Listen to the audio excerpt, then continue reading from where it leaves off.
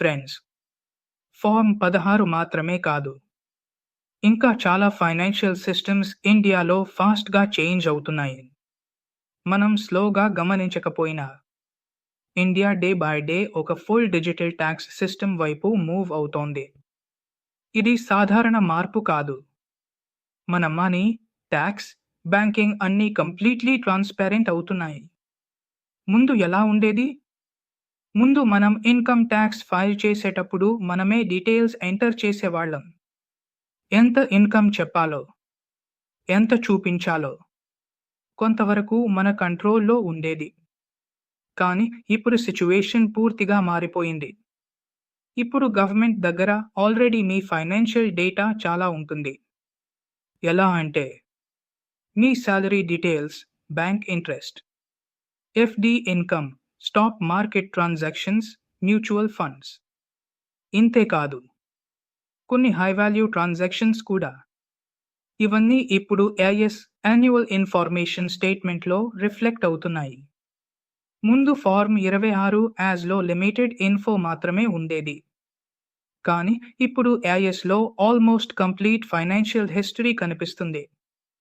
అంటే మీరు tax file చేసే ముందు గవర్నమెంట్కి ఆల్రెడీ మీ ఇన్కమ్ గురించి ఐడియా ఉంటుంది.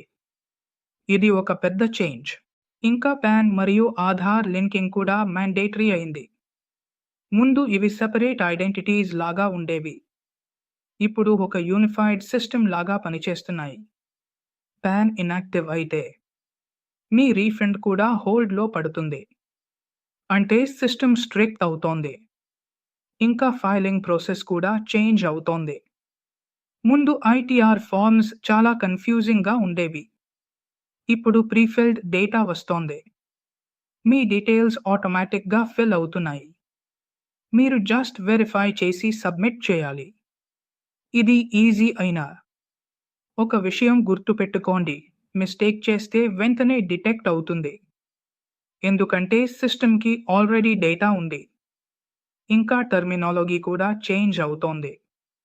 అసెస్మెంట్ ఇయర్ అనే కాంప్లికేటెడ్ టర్మ్ని ట్యాక్స్ ఇయర్గా సింప్లిఫై చేస్తున్నారు.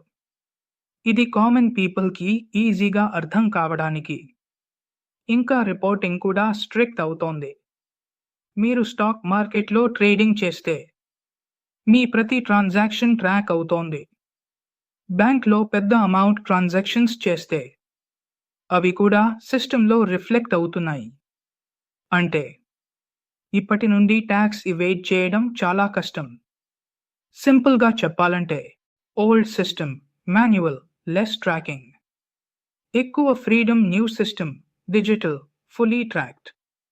ఎక్కువ ట్రాన్స్పరెన్సీ, ఇది మంచి విషయం కూడా. కొంచెం స్ట్రిక్ట్ విషయం కూడా. మంచి విషయం ఎందుకంటే ఫ్రాడ్ తగ్గుతుంది, బ్లాక్ మనీ కంట్రోల్ అవుతుంది, జెన్యున్ ట్యాక్స్ పేయర్స్కి ఫాస్ట్ ప్రాసెసింగ్. కానీ కేర్లెస్గా ఉంటే ప్రాబ్లమ్స్ వస్తాయి. అందుకే మీరు చేయాల్సింది ఏమిటి?